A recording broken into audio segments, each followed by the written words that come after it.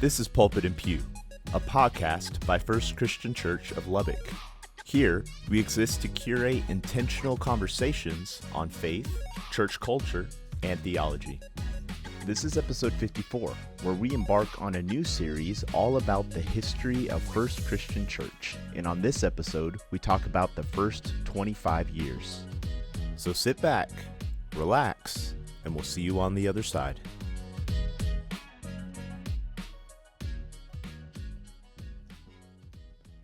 Lamentations, chapter 3, verses 22 through 24. The steadfast love of the Lord never ceases. His mercies never come to an end. They are new every morning. Great is your faithfulness. The Lord is my portion, says my soul. Therefore, I will hope in him. Welcome to Pulpit Pew. Thank you for joining us for another episode. Unless this is your first time, we say a special welcome to you. And we are joined today by Deborah Bigness. And Deborah is one of our members here at First Christian Church and really our local in-house historian. She's done a lot of work every month. This is a little plug, but every single month in our church newsletter, The Light, that Mary Norman produces, Deborah writes an article for that. And it's always really interesting. It's something about the church. It could be anything from when we had radio going here for so many years, or when we built the chapel, or just these really cool nuggets of history that she mines up and she offers to the church as a gift. And so if you want more of this kind of history stuff, that's another place to look for this. And we're just so excited because over the next, I don't even know, maybe 3 or 4 months, we're going to try to do history episodes and talk about really First Christian Church and our origins. It's our 125th anniversary, technically, and we'll get into that a little bit more. So we just want to talk about where we started and God's faithfulness over the years and really just celebrate the heritage of our church. And so today we're going to really start with that first era, that first 25-ish years, and really, I guess, before that as well. And just really talk about some really interesting things about how First Christian Church and West Texas and Lubbock all go hand in hand, in how God created a church out in the middle of a field kind of situation. So I'm going to hand it over to Deborah, and we'll just get started and have an awesome conversation here. Thank you. Well, so we really do need to talk about what is this place. I've come to be a big believer in the fact that the land itself molds people, but to truly understand the beginning of this church, you have to understand this place and the people who came here, because everything is tied together. And the Southern High Plains, which is where we are, is a land of contrast. We know that it has been inhabited by native peoples for millennia. But it was also one of the last places in the continental United States to be permanently settled. And there were some reasons for that, but part of it was we had a really terrible reputation. In the 19th century, there were military, exploratory missions that came through here, and you'll see 19th century maps where the entire Great Plains, not just us, are labeled the Great American Desert or the Great American Sahara. And let's just knock that myth down right now. We are not a desert. That's right. Okay? We are a grassland, a prairie. But in America, settlement happened generally from the east to the west, except for the middle of the country, except for the Great Plains. They just wanted to get through it as fast as possible. And the real reason was because they didn't understand it. It was so foreign to what people of that time knew. There's a marvelous historian of the Plains named Walter Prescott Webb who made what I think is a brilliant analogy. He said, you have to think of civilization as it started on the East Coast, moved across the country, as a three-legged stool. Civilization was built on three things: land, water, and by that, obviously, it meant surface water, giant lakes, rushing rivers, that kind of thing, and wood. Timber. Yes. Once you cross the 98th meridian, which basically runs right through the middle of Texas, north to south, once you cross the 98th meridian, the only thing left is land. You know, there's no, it's a total fallacy to say there are no trees here. There are actually native trees here, but not like people were used to. There's certainly not running water the way people were used to. But one of those great contrasts is, granted, we don't have huge rivers, but we also sit on top of a giant underground freshwater ocean.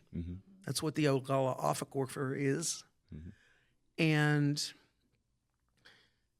people didn't know what to make of this land. They didn't know how to live here in a lot of respects. And when I say people, I'm talking about settlers. The indigenous people obviously had it down. You know, they knew. But also the land itself, a couple of weeks back when Valerie was here, and she said, I'm probably paraphrasing a little bit, but she said something to the effect of, oh, I like the horizons. And when I was listening to that, my first thought was, we have her. Because you don't have to live here long. I'm sure you've all noticed it. The way you perceive distance and time is totally different. It's, you know, the land takes an effect. And people will say, oh, it's ugly here. No, it's not.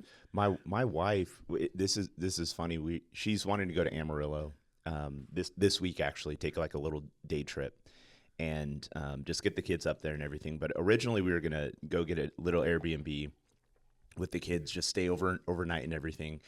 And the one she picked out, which is funny because she is a European girl and she grew up in Europe. She went to Japan. Like, as you can imagine, she's seen it all, the Alps and everything, right?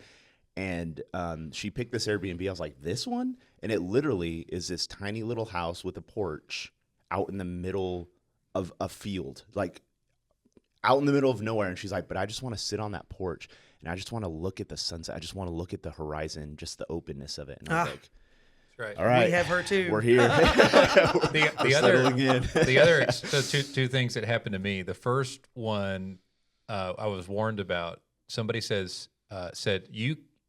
Lubbock is the best place, but you cannot live there if you can't handle long drives. Not stressful drives. Not if you can't adjust to that. This guy said, yeah, people will leave early from Lubbock and drive to El Paso, which is what, 5 hours away. Yeah, 350 miles. And of course, Texans talk in terms of time. Yeah. Yes, we do. And to watch a high school football game and then drive back. And the guy was telling me this. He was in Midland when I was in Dallas, and he was kind of giving me the heads up. And he's right. I mean, driving ain't no thing for me. I like it now. The other one is that nobody warned me about is when you get used to it up here and then you visit, East Texas or anywhere else, you almost get claustrophobic. You absolutely do. And you don't realize it until you get up on the Cap Rock. Yeah. Or really until you get outside of Merkel and you start to breathe again. Yeah. So, yeah, the land does form us. It does. And the other thing that we tend to forget, even though we live here, is our altitude. We are so high. I mean, that's one of the reasons why even in the heat of the summer, it's cool at night. Turn off the AC, open your windows. It's normally beautiful. Right. And actually, some of the earliest permanent settlers in this area came for their health for exactly that reason, because they thought the higher altitude and the drier air would help. Yeah. So it's my in-laws mentioned they're from Houston, and they just they think this is mountain air. Yeah. They get up here and they're like, man, we sleep good up here. But yeah, we're closer to Denver than Houston. Absolutely. Altitude wise. Yeah, well, about the same, but yeah. 60 feet in Houston to 3,200 here. I cannot breathe in Houston. It's like trying to breathe at the bottom of a swimming pool for me. But I was for everyone. Yeah, true. But the land forms them, and they don't know after a while. Yes. I was with a woman from France who was here for a job interview, And finally, and we were out in the country, out at the landmark, and she looked at me and she said, "Well, where are the mountains?" And I had to stop and think for a minute, and then I answered her very honestly, and I said, "You're on top of the mountain. Mhm. It's just very large and very flat." That's right. On the Yeah. top. That's good. So, but remember too that this literally is the place they wrote the songs about. I mean, this is home on the range. Mm-hmm. This is where the buffalo roamed. Actually, they're bison, but the Spanish explorers talked about seas of grass. Mm-hmm. It Yeah. was green and lush and full of life, but it's life you have to see on its terms, Mhm. not what people were used to in the moment. I'm not going to read you very much, but I am going to read you this because I think it really speaks to who these people are that came here to begin with. And it's a quote from a history of Lubbock, a history book of Lubbock, and it says, "Lubbock's early settlers brought religious ideas with them when they moved across the plains, much as they brought their horses and wagons and an inclination to vote Democratic on election day. Many of them came from those parts of Texas and the rest of the rural South where the Baptist, Methodist, Presbyterian, and Disciples of Christ churches predominated among the common people." Mm-hmm. And for the next several decades, just let's kind of do some vocabulary here. Disciples of in this moment in time, Disciples of Christ, Church of Christ, Christian Church, and I know all of you know this, but for the for whoever might be listening, those terms were used interchangeably. They had no other meaning other than the Restoration movement, the Stone Campbell movement. As you may remember who said this, I don't, but there's an author who said, "We never could pick a name, so we've done nothing but confuse everyone since then," which is pretty true. But it might surprise you to know that the first religious body in this area were none of the above. It was the Society of Friends. It was the Quakers. Mm. Wow. They established Estacado in 1879. Estacado, and the reason you don't hear them a lot in terms of the history of Lubbock is because at the time everybody thought they were in Crosby County, the county just due west of us. Mm-hmm. Turns out the survey was wrong, and they're actually in the far northeast corner of Lubbock County, but nobody knew that for a while. But there was a colony of friends who came down and founded the town of Estacado because they wanted a place, much like the Pilgrims, they wanted a place to worship among their own community. They also opened the first institution of higher learning in this whole area. It wasn't tech. It was the Friends Junior College that they opened. Interesting. Yeah, it really Yeah, is. wow. But So we have Deborah. That's right. That's right. Yeah. Man. the town of Estacado is still there, but it's primarily gone now. When we talk about it in terms of Lubbock itself, because no one was counting Estacado in that moment because they thought it was, in Crosby County. The first recorded religious service in Lubbock happened on the 25th of May, 1890. And the occasion for it was settlers from Thorpe Spring, which at that time was a fairly large is too strong a word, but certainly growing little town. It's around where Granbury and Graham are now. A wagon train, literally wagon train, of settlers for here made their way to Lubbock and arrived the day before this at Singer's store. George Singer had built a store in 1883 where the Lubbock Lake Landmark is today. It burned in 1886, and then he moved down the canyon to new land about North University and the Loop, right in that area. And that was the store that they were headed for because everybody knew about Singer's store. Wow. They came in part for health reasons, that one of the gentleman's wife was having issues and they thought the altitude would help her. The man who conducted that service was the Reverend H.M. Bandy, also from Thorpe Spring. And Thorpe Spring is critical to the very beginning of Lubbock because so many of the early settlers had ties to Thorpe Spring.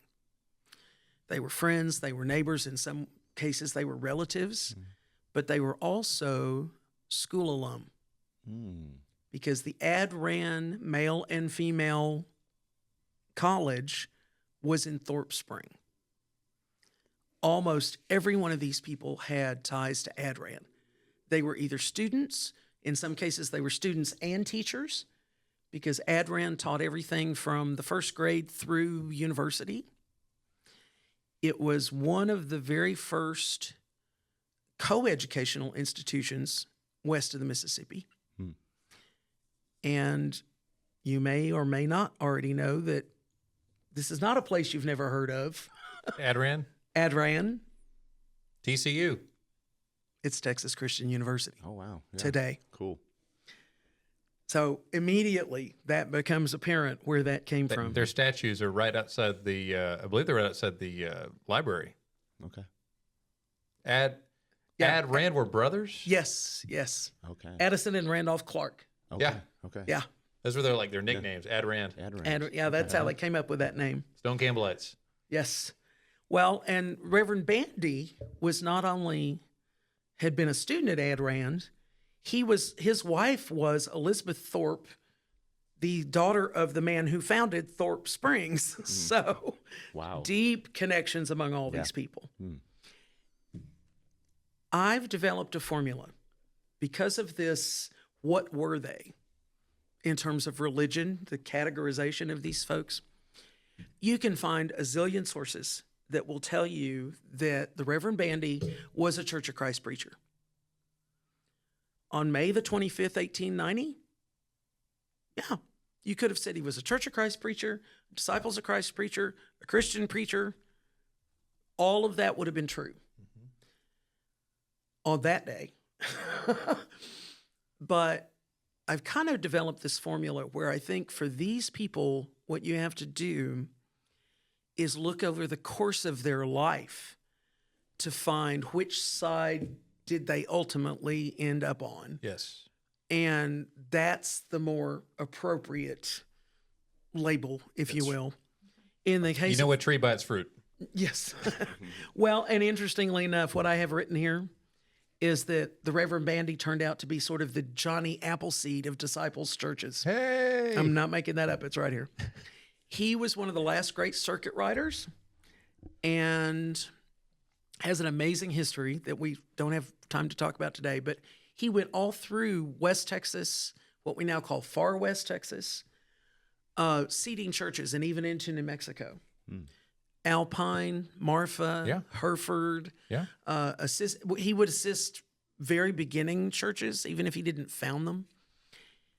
One of the other things that he did do, though, which is right up your alley, is he's the person who secured the donation for what became the Bright Divinity School at TCU. Well, there you go. There it is. The Bright family were ranchers. In Alpine. Yes, in that area. And they were personal friends of his, members of the church.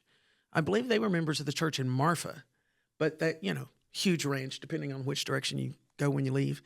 And he was actually, there's a famous episode in the history of that area called the Bright Ranch Raid, which happened in 1916 or 17, something like that, where the ranch was taken over by marauders from Mexico. Wow. People were killed. Some people that had arrived there on a stagecoach were killed. Reverend Bandy literally drove into the middle of that. It's a great story. You need to find it. Intentionally? Well, he was on the way to visit the family and had no idea that they were under attack. He didn't call first? Yeah. Yeah. Did he at least check the news? Really. Checked on his phone, I'm sure. Uh-huh. Yeah. He's not related to Mo Bandy, I'm guessing. Yeah, no, probably not. But, Bandy. yeah, Bandy. But he makes it to Bright Ranch. Yes, And- they were already friends. And when he arrived there, literally at least one person had already been killed. The family wasn't actually there, but their foreman, a lot of their employees, their ranch family were there, and they were being held hostage in the house, or not held hostage, but the people Barricaded? couldn't get out of the house, and the bandits, when they found out that the Reverend Bandy was a reverend, they were very cautious then and gave him permission to go into the house. The story is that when he entered the home, and this was a truly grisly event. I don't mean to make light of it at all, but the story is that when he entered the home, the women asked him to say a prayer, and depending on which version you read, he either prayed and then said, "Give me a rifle," or he said, "Give me a rifle first and then I'll pray." Honest to goodness. Self-defense. Very much so. Oh, yeah. Yeah, very much so. And a much longer story than that. But it was the Bright family that he then persuaded to make the donation. It's my understanding that Mr. Bright was already concerned of the liberal influence in the disciples of Christ across the movement, and specifically at Adirond College or TCU, and this was even stated by the president of Bright Divinity School this year, that he gave a huge donation as a Bible college, Bright College of the Bible, to counterweight that. And the current president of Bright jokingly said, didn't turn out very well for his, because now Bright's the bastion of progressivism, Right. But yeah, Mr. Bright was not loosey goosey on the things of the Word of God. No. And I doubt seriously if the Reverend Bandy was either. I'm quite sure. Nor Rand. Yes. Or Stone or Campbell. Yes. Yeah. And before we leave our friend, the Reverend Bandy, he wasn't in Lubbock very long, although he played a huge role in the literal founding of Lubbock. But one of the things he did do is he made the first donation of land that became the City of Lubbock Cemetery. Wow. So Interesting. he certainly left a mark here, religiously and otherwise. One of the things that he did was, after this service this morning, he left here, went back to Thorpe Springs to recruit more settlers for here, and very intentionally wanted to bring people from the church, from the movement, his friends, his neighbors, and so there were a very large number of folks, that were the original. Plus, there were some that were not connected to Bandy that were already here. Here's what's interesting. The historic accounts say that Sunday morning, there were somewhere between 20 and 25 people at that service.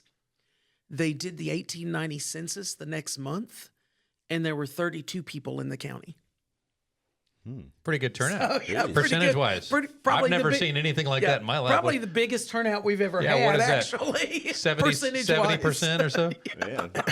Well yeah, done. it's pretty amazing. That would be what? How many people? 220,000 showing up Something like to that. be in church on any given Sunday? Even we don't have a building big enough for that many. Well, not even the church, the whole church working together. Oh, no. You know what I mean? No, every church in town. Working at the same time. Yeah, no. Well done. Wow. So, yeah, it's so as Lubbock started to go through these pioneer years, which is how I kind of think of them, there were certainly religious people, but congregations themselves started to form. The Baptists were first officially in 1891, followed quickly by the Methodist. And of course, it's- named themselves First Baptist. of course they did. Because Of course. the First Baptist. Of course. Well, and we kind of did the same for the Well, that's what I record. mean, yeah, So like- there you go. And so did the Methodist. I think it'd be bold to say last. there you go. Last Baptist church. Well, people would definitely wonder, wouldn't they? Yeah. There can only be one Highlander. So once they started the city, and we're talking around the courthouse square, Where it is now. where it is now, that was the original Lubbock. There were, what became Lubbock. There were originally two settlements, what's called Old Lubbock, which was up by essentially the Lubbock Country Club, and another town, 20 people, called Monterey, which is, by the way, where the name of the high school came from. Plainsman. There you go. Which was pretty much at around 4th and University, 4th and Boston, right across the street from where the football stadium is now. Early on, and we're talking a matter of months, at first they were competitive with one another. Then they decided that that was not going to get them anywhere, that they needed to compromise, pick a third location, because founders got land granted in the town. So there was a lot of important business to take place. They picked the location where the county courthouse is now. There was one very large building in Old Lubbock. It was the Nicollet Hotel, big 2-story hotel. These are hardy folks who in a lot of ways know to do things that in ways that I'm sure somebody knows how to do this now, but it amazed me. There's a canyon, right, between the country club and downtown. Yes. They literally put the hotel, 2-story hotel, onto rollers pulled by horses and mules and rolled it across the canyon to its new location on the courthouse square. I want to know that route. My Yeah. goodness. Gee whiz. Isn't that amazing? Yeah. Yeah, it really is an amazing And story. then they built an engineering school. Yeah, really. I mean, They should teach that in engineering right. schools. That's But- wild. wow. So for the longest time, of course, the hotel was a hotel. So there were occasionally special religious services that happened there. But actually, the first building that was used for religious services was the jail. Because we built the jail first, and except for the hotel, it was the largest building in town. I might add, before they put the cells in it is when it was used for religious services. At the same time, they were building the first Lubbock County Courthouse. And that became the first church building for all of the denominations. The courthouse. Yeah, the courthouse. They literally had a schedule. The schedule changed periodically, but it would say things like the Friends meet on the first Sunday of the month, the Baptists meet on the second Sunday. One of them, which I think is just hilarious, one of the schedules was, the way it's worded is so funny. It says the Baptists meet on the first and third Sundays, the Methodists meet on the fourth Sunday or whatever it was, and the Christians meet every Sunday. So there it is. We really did? Well, yes, we did. But the go. way that's written makes me laugh because it's like, well, that word Christian kind of includes the Methodist and the Baptist. But I understand what they were doing, but it's just funny. You can back me up on this. Flash ahead to I think it was during Dudley's year here. The First Christian was basically parking at First Baptist, which we now complain about. But our parking, and the Baptists had to put up a sign: "No Christian parking." Oh, That's funny. I never heard that story Hilarious. before. That's what I've funny. heard, but we'll see. It's just so funny how Yeah. the word Christian at that era was definitely in a time of denominational label. Yes. So, But it was pretty but funny. we meet every Sunday. Okay, I've got a quick question. Of course. So today there's something downtown that's like a restaurant or something that's called the Nicollet. Is that related to the old Nicollet Hotel? No, Interesting. I didn't know there was a restaurant called the Nicollet. No. Yeah. It may have been named for the hotel because it's kind of a famous thing in Lubbock history, but there's no connection to the hotel that I know of. Okay. Where the Nicolette was where the federal courthouse is now, Yeah. right across Okay. the street from the Okay. The normal county the courthouse. county, Interesting. Okay. yeah. Yeah. I don't know where that place is, but pictures I've seen of it look like it's a historic building of some sort. Have you ever been there? No, same. Just seen some pictures. I'm gonna have to look that up now. You've piqued my curiosity. Yeah. Yeah. I think it's a restaurant, It is. or maybe it It's may like a be gourmet chef kind of restaurant. Oh, Yeah. okay. All right. Yeah. So everybody's worshiping at the courthouse. Worship happened in homes, obviously, until somebody built the first church. Here again, our friends, the Baptists. And I can tell you the year of that, but basically, 1902 is when they built the first church building. Downtown. So there was a period, yes, downtown. Everything was downtown. I mean, the edge of town was Town. Avenue Q. As we like to just say, down. civilization Some at the might time. some Yeah. might say. In fact, there was a big article in August of 1908. I jumped ahead just a little bit, but bear with me. And the church built, every time a church was built in this town, I should tell you this because it's important. It was a celebratory event, and it was also a very cooperative event. Everybody in town pretty much helped build every of the first churches because that's the kind of town they wanted to live in. I mean, and in a lot of cases, literally built hammers and nails, or donated money or whatever. But in this August 1908 article, the paper is being very raw, and they say, we have 3 church buildings and another being built, which was us. We were the 4th. But then they go on to say, well, let me just give you this list. So the Baptists built a church in 1902, the Methodist in 1905, the Church of Christ, we're going to double back to, but they were different by then. We were separate by then. The Church of Christ was in 1906. We were in 1908. So in terms of church buildings, that's the order they came in. But in terms of church congregations, in August of 1908, the paper says they're the Baptist, the Methodist, Christian, in parentheses, 2 branches, meaning us and the Church of Christ. So the newspaper is still confused. 2 branches of Presbyterian, because apparently they had already gone through a thing, as well as the Episcopal Church. Wow. Yeah. It's interesting. From the historical record, it's really impossible to tell when we, members of the movement, locally started to worship separately. There's no real indication of that, except that there were services going on in the courthouse, but there were also services going on at the Canyon School, which was a little community, a little farm community about 6 miles east of downtown.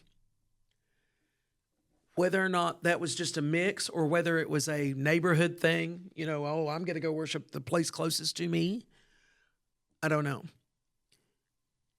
But by 1901, in 1896, the Church of Christ organized. Interestingly, they elected 3 elders and 2 deacons. All of those names are associated with the Church of Christ in later years. Whether we were still worshiping together at that time or not, I don't know. It's just kind of hard to tell. But it's really not, the only kind of sniping about it that you find is not in the local paper at all. It's in some of the religious periodicals of the time. There are some reports of who's the real church and, Sure. people that aren't here arguing about it. But the people that were here, you're talking about a town who's trying to build, trying to grow. There might be 200 people here, if that. And these are all friends and neighbors. It didn't really seem to be a thing other than, okay, we disagree. Right. You know, y'all go do what you do. We're going to do what we do. Yeah. So when the church was founded in the late summer of 1901, this church, the Church of Christ also reorganized, is their term for it, in 1901. So it was certainly affected by then. And one of the, who were the founding members? Just recently, I've started to question if we know the whole story. The original, the 1961 History of the Church, the book that was written in 1961 by a man who was an amazing historian, and of course, much closer to those events than we are. He says 16 charter members, and then he gives a list, but there are only 14 names on that list. He says 16 charter members and others. Just in the last couple of weeks, I've accidentally found a newspaper article from the early 1920s of an event at the church where they're introducing or remarking on the fact that there were 4 or 5 charter members at that event. Some of the names in that article are not on the list. There's your extra names. Well, maybe, except there's more names than there are spots. And then a friend of mine sent me another article that has yet different names. So I think more research is called for. Yeah. Sure. We may need to start talking in terms of the founders as opposed to charter members, the people who happen to be at church on that day or whatever. Yeah. I don't know. It's going to be an interesting journey. That is interesting. But the church was formed in the late summer of 1901. A man who was instrumental in the early church. Don't say they were on Church of Christ. Nope. Go ahead. Don't do this. John McGee. John McGee was a charter member of the church. Fascinating man. He had moved to Lubbock early in 1901. In his youth, he had been a cowboy, a merchant, a Texas Ranger. He became a lawyer. He was the county treasurer of McCulloch County for 16 years. So this man had a long career already behind him. How old was he? He was 48 when he moved here. People started young in those days. Oh, yeah. And that 1961 book that we were just talking about said that they quoted other members as saying the persistence of Judge McGee, he's often referred to, because then he was elected county judge of Lubbock County a bit later. But the persistence of John McGee during those early years is largely responsible for there being a Christian church in Lubbock. He served as a lay pastor. He also was the official contact. We did not have a pastor. And all of the congregations in town were served by essentially circuit riders who would come in, do a revival or come in and preach for 1 or 2 Sundays. John McGee was the person who was holding everything together and acting as that lay pastor. He lived very near the courthouse and had a stock tank that I understand they were also baptizing people in, not just us, but other congregations. Whoever needed to. Yep. He's just an amazing character. But it was at his request, he and some other members or potential members at that moment invited elder lay, is what's in every one of our historical documents, to come from Colorado City, or Colorado City, as they say down there, and officially form the church.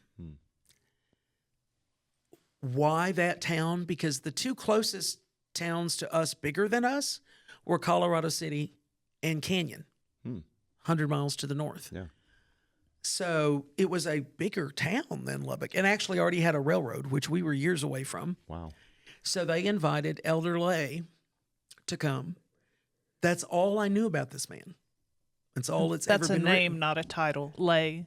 That was a question. The more I looked for him, I actually started to look and see if elder was a name. because I wasn't finding Lay is anything. his last name too. Okay, yeah. Do what? Lay is his last name. Lay is his last name. Okay. So what I now That- know. yeah, that's because my, like lay elder, you start interchanging Yeah. this. Yeah, I know. Those are I loaded know. Isn't that- terms. Yeah. Yeah. I mean, it's crazy. That could have been, That's Charlie wild. Brown at that point. Yeah. yeah. But what I now know, because I made a huge breakthrough, because I literally been looking for this man for a long time. It's Lay, Laye, for starters. He is a real person. He was an actual reverend, but probably also an elder at the time. Okay. I was talking to a friend of mine who is a historian for the Church of Christ, and he said in that time period, and still to this day in their part of the movement, when the church and when the congregation elects elders, they might also appoint the pastor as an elder. Yeah. At which point he's both, the pastor and the elder. So Elder Lay, interesting guy. Let me give you his actual name here. So we don't have to call him Elder Lay anymore.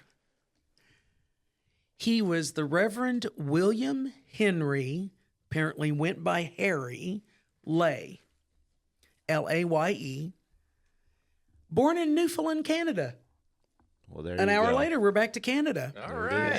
Yeah. He was educated at Bethany College and Drake University, which are both, institutions of the movement. Yep. And then took a big adventure and came to Texas. Spanned a big bunch of distance. Big bunch of distance. And later on in his life, there's even more. So research is ongoing on him too. But we found him. We actually now have a name to go with that day. Wow. And elder is just his title. Elder was his title. How cool that would be. Yeah. Yeah. That's pretty awesome. Elder Lupton is our chair of the elders. So Wow. how are we doing for time? We still got some time left. Okay. 10 more Yeah. minutes? 10? Oh, whew, okay. Well, we won't interrupt you. No. I don't, but You I will also, come back. I don't want to make you late either. Well, you'll be fine, but it'll go where it'll go, then we'll have you come back. Okay, that works. So let me tell you about a couple of important arrivals, and then that'll kind of get us to a spot. Obviously, the church was growing. Lubbock itself was growing. Growing is relative in a way, because remember, we started from 32. some random cowboys, because this literally the first sign of, aside from Mr. Singer's store, the next sign of permanent development, if you can even call it that, this was the open range. There were literally people driving herds of longhorn north to the rails in Kansas, right through here. But, big ranches, cowboys. So Raleigh Burns, lifetime member of our church, originally came here as a young man because he was cowboying, quite literally. So Marshall Wise's family, by the way. Really? Yes. Cool. I learned that a few years ago. Wow. She So showed cool. me some family information. Yeah, Wow. it's very cool. I want to talk to her some more. But two things happened in 1909 that really brought us to a kind of a new spot. One is the railroad arrived in Lubbock. Huge. Not so much from a travel perspective, because it's amazing how mobile these people are. It has consistently surprised me. I guess I thought they were just out in the prairie on the frontier and never saw anybody or talked to anybody. No, they traveled all over the country. All the time, actually, going to visit family, relatives, whatever.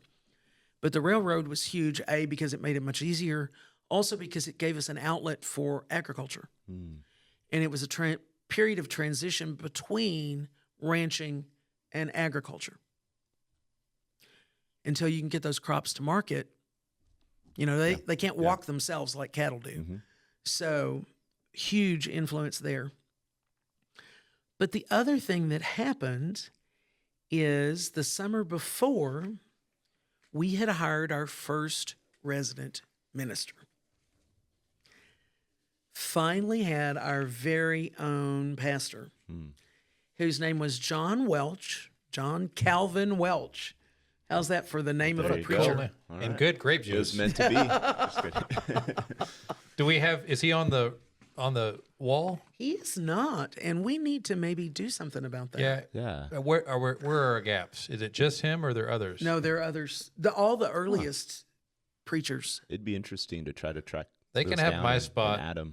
No, they cannot. Well, what I'm saying is, they'll catch up with me in about 100 years. We're about 100 years off of these men. But Yeah, so any Mr. Reverend Welch, The Reverend Welch, way to go. Man. a recent graduate of TCU, at that moment in time was in Waco. Uh huh. Weird. Yeah, well, they It moved. burned. Yep. So they moved back to Fort Worth. He was a young single man. And before they knew he was coming, and so they actually built a room onto the church that they called the pastor's study, but it was more like the pastor's apartment because he literally lived at the church. Our little white church. Which we have a rendition of through Alta. Yes, Right? we do.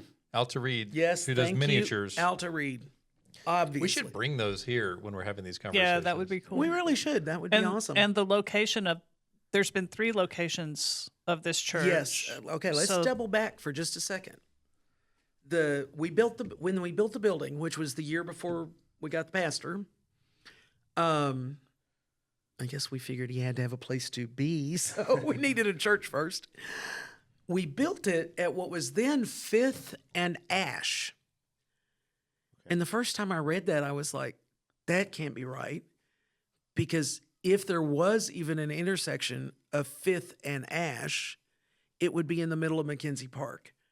And there is no such intersection. Back in the 20s, they completely changed the street naming system of Lubbock. Oh. So the location of the church, you know well, was 16th Street, Evan Avenue J. So that is so we haven't been in 3 spots, This is We've had 3 buildings in 2 spots. in 2 spots. interesting. Okay. So they tore down the first to make a bigger. Maybe. Okay. This information differs whether or not they tore down the first building. There are sources that say they built around it. Given the design of the second building, I don't know that I think that's possible. But then I just recently saw another source that said, no, they left the original building. In fact, that may be what one of the sketches is that's in the hall. We need to take a look. Okay. But built the new building, which we'll come to next time I'm here, I guess, next to it. Okay. Continued to use the original building. So it's still kind of murky. But they were both at the same location. So this one's built. Pastor Welch comes. Yes. And where do we go from there? He immediately jumped into the life of the town. He was a very young, like I said, a very young man. He was single at the time. He was here for a little over 2 years and threw himself into some work that was very important, both on the religious end of things and also the social end of things that were going on in Lubbock. He started publishing notices in the newspaper every week. The newspaper only came out on Fridays. Saying, we're here, this is what we're doing, come and see us. We had, because of those notices, we know that we had Bible school at 10 a.m., morning services at 11, and evening services at 8, although later they moved them to 7 for some reason. Let's go. 8 o'clock, man. I turned into a pumpkin after 9. Yeah, to say. really. Well, apparently so did other people because they moved it. They moved it. But this young man, had to be told, Yeah. we're not all young. he was really, a couple of years before he got here, they had established a union choir, a choir from all of the churches that would like rotate around. Mm-hmm. Reverend Welch was very instrumental in the form of a union Sunday school movement. The other thing that he was very instrumental in was working with the Women's Christian Temperance Union, right? Is that right? I always I get don't it know what backwards. that is. Never heard of it. Yeah. Seriously? Never heard of it. These are the ladies, primarily grew out of a religious fervor, but they're the ones who started the push that ultimately became prohibition, anti-alcohol. Whoa. It grew out of domestic situations, where abuse was fueled by alcohol, salaries went to alcohol, that kind of thing. Mm-hmm. Nothing good has ever come from alcohol. Mm-hmm. So the Women's Christian Temperance Union was not formed in Lubbock. Obviously, it was all over the country. But Reverend Welch spoke to them frequently, supported what they were doing, and it's not often we can hear from people of this era.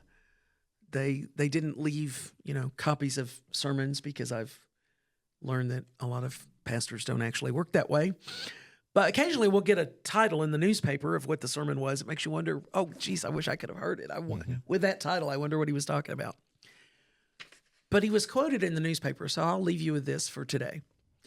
This is in response to the arrival of the railroad.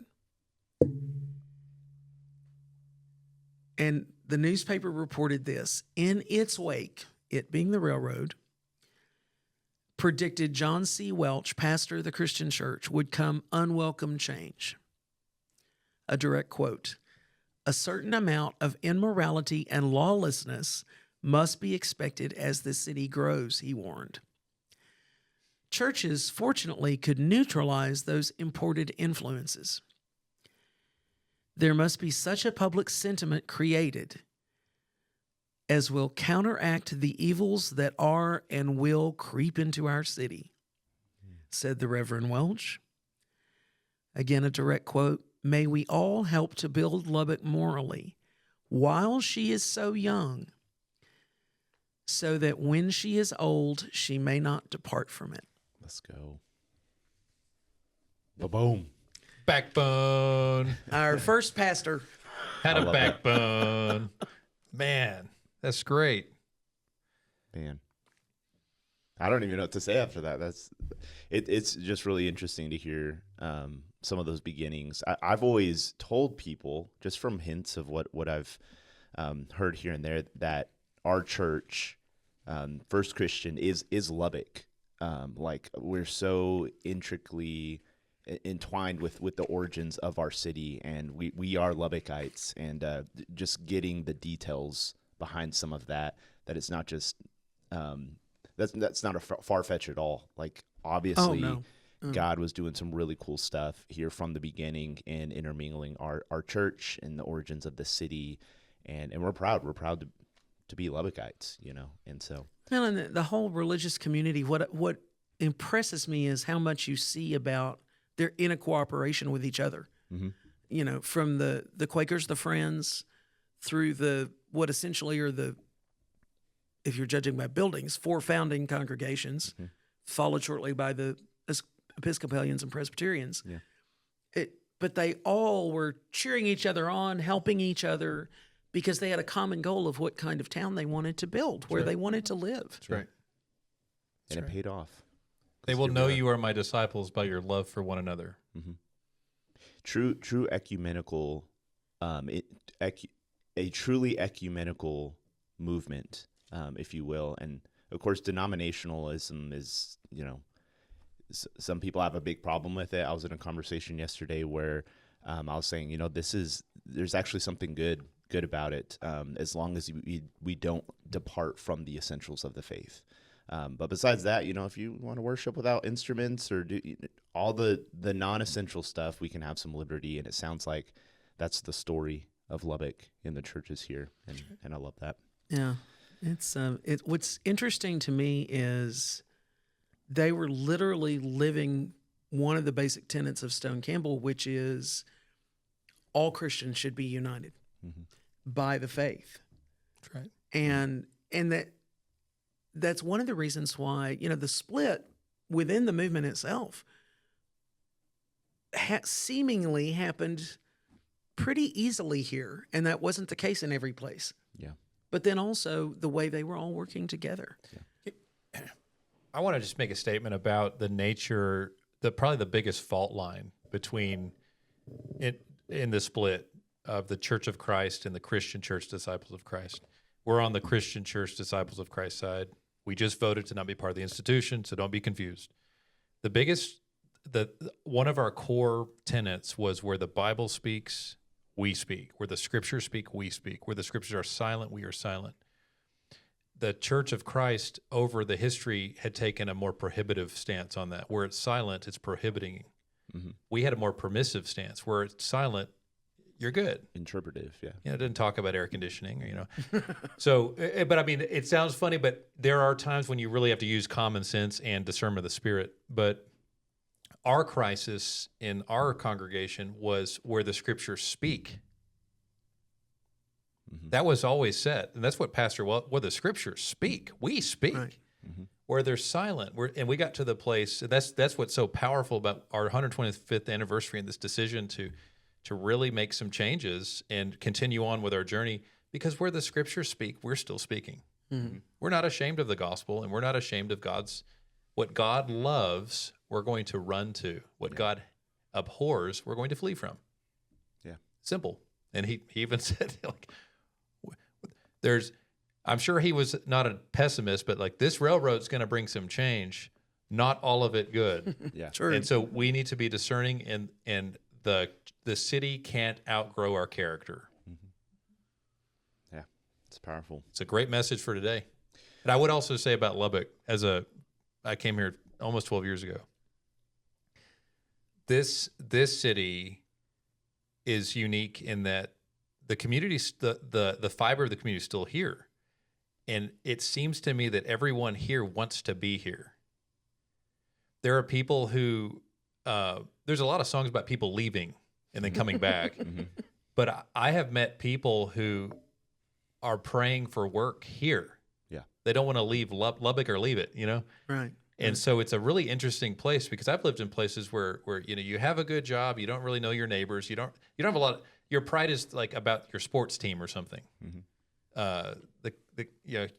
Dallas versus Houston, and I'm a Dallas guy, but now I live here, and there's something deeper that draws you here, and it's hard to put your finger on. I think it's the nature of the land, and the nature of our founding was not predominantly economic, although it had an economic part of it. It was a community, a balanced community with faith and morals, with economics, with a love for each other. And that soil is, I think, probably why the church in Lubbock is so much more cooperative than any other place I've lived. Yeah. Mm. It's unique. If you've never lived anywhere else, Lubbock's special. Lubbock is special. It is. It's different. Well, and the other It thing says an Aggie. and we appreciate that. Hey. That's right. And it's part of that, I think, back to where we began, part of that taking it on its own terms.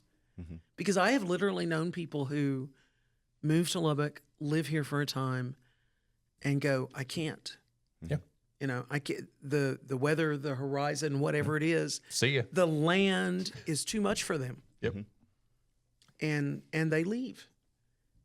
But for those that stay, what does that say about them? You're supposed to be certainly here. In this era. That's right. As Providence would say, if you're supposed to be here, you want to be here. If you're not supposed to be here, it'll take care of itself. That's right. Yes, and it will. It'll work. You'll move to Austin, which is the opposite of Don't wish Lubbock. that What do on they say? anyone. Austin is the best place to visit, the worst place to live. Lubbock is the worst place to visit and the best place to live. Okay, I just point out, since we broached to that subject, that their famous barbecue restaurant and their vaulted live music scene, both of those things came from Lubbock. Just Hey, saying. Lubbock Lights. We better go. Yeah. Yes. Next, we'll get you on it within the month, I hope. Yeah. Whenever it's We'll convenient. try to do it maybe next month. We'll figure it all out and go through that next phase. For now, let's say a prayer. Father, we thank you for giving us this time. Thank you so much for Deborah, her work, and just giving us more information, more detail, and more appreciation of what you have done, not just in First Christian Church, but in this city as well that we love. God, thank you for your faithfulness. We just ask, Lord, that we would take this to heart. We'd have a little bit of pride, not in ourselves, but in just how you have been so good and what you have done in the past and where you are bringing us even now and in the future as well. We love you so much, and it's in Jesus' name we pray. Amen. Amen. Thank you for joining us for another episode. Again, we'll get Deborah back on in the next month or so. We'll figure it out. We'll text it up and figure it all out and go through the next section, or really just, I guess, where we left off is where we'll start. So join us for that one. Be on the lookout for that one, and do the things like subscribe and do all that so you can get updates on when the next episode is going to drop. But until next time, get out there and celebrate the gospel.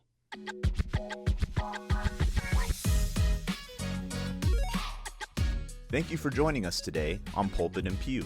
If you liked today's content, make sure to subscribe to our YouTube channel or follow us on whatever podcasting platform you prefer. Episodes are uploaded weekly. For other content, follow the First Christian Church of Lubbock podcast for sermons, Bible studies, and more. Quick disclaimer. Even though we hope you enjoy the content, we want to remind you that it is not a replacement for being involved at a local church. If you don't have a local church and live in the Lubbock area, come visit us. If you live elsewhere, we hope that you will make it a personal mission this week to get plugged into a local church so that your soul may be fed and nourished. May the Lord bless you and keep you as you live for His glory.